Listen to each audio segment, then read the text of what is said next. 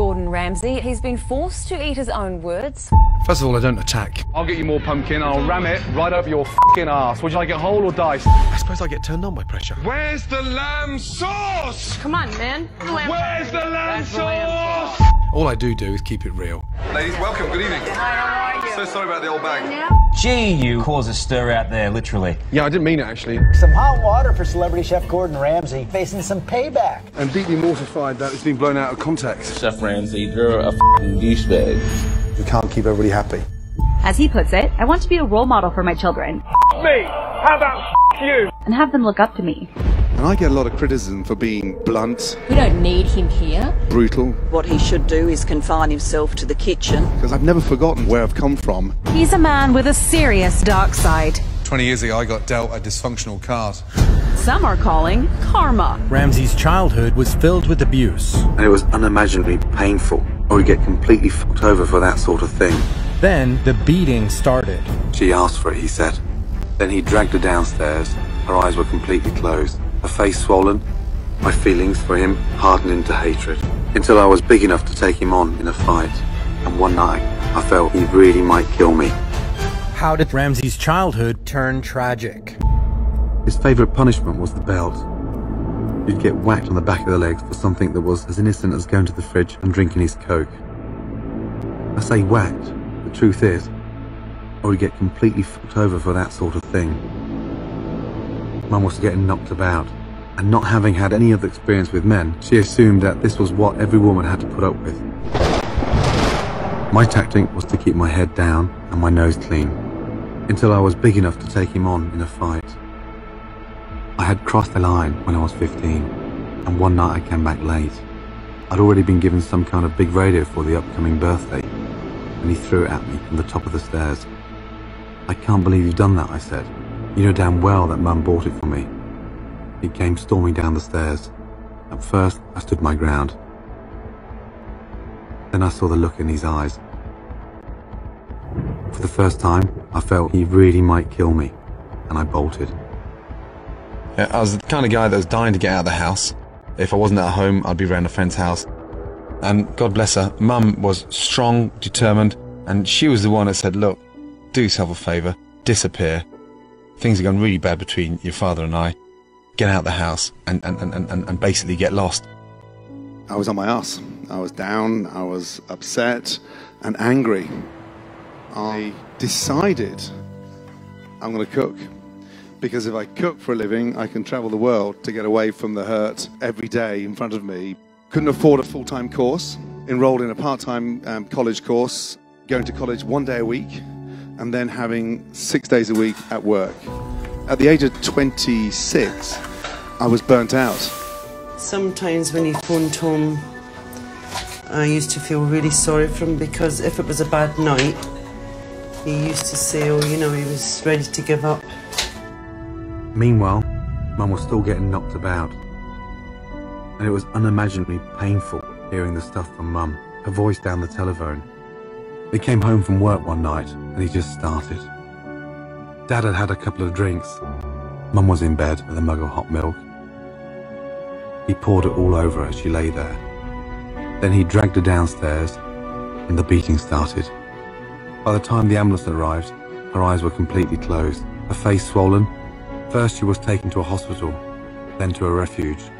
Dad, of course, disappeared at the first sound of a police siren. A few days later, I tracked him down.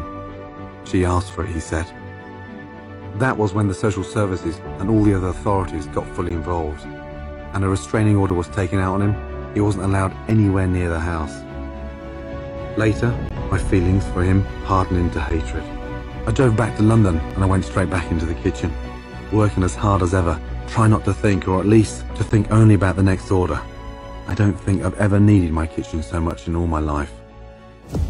Gordon Ramsay caused outrage, famous for his foul mouth as he is for his food. He's been forced to eat his own words. Wow. You've now pushed me to the limit. I suggest you shut your mouth. The 48-year-old restaurateur has certainly made some enemies over the years. I'm not going to pretend that his comments didn't hurt. I'm deeply mortified that it's been blown out of context. Gee, you cause a stir out there, literally. Yeah, I didn't mean it, actually. Some hot water for celebrity chef Gordon Ramsay, now facing some payback. Gordon Ramsay is under fire. We don't need him here. What he should do is confine himself to the kitchen.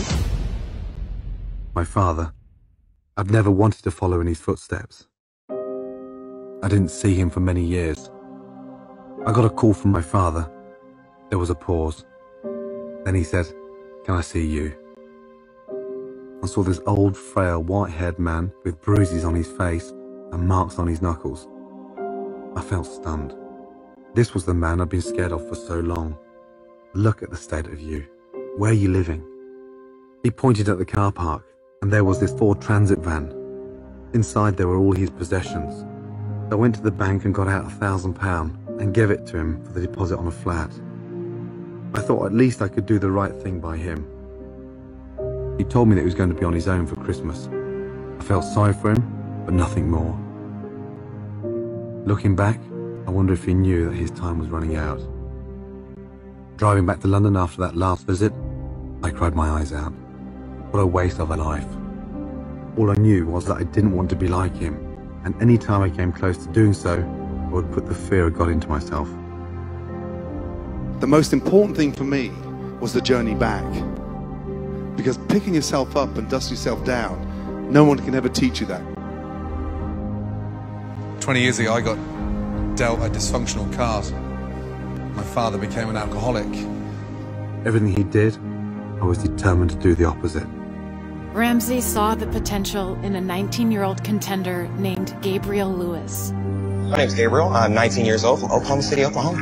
When I got out of high school, I thought I should be going to college right now, but my parents are not in the best of health. So I felt like I needed to step up and really spend my time focusing on my family. I don't make a lot of money, I'm on the lower end of every bit of income. So if I could become the next master chef at 19, it would allow me to set my parents up, do something that would better their lives.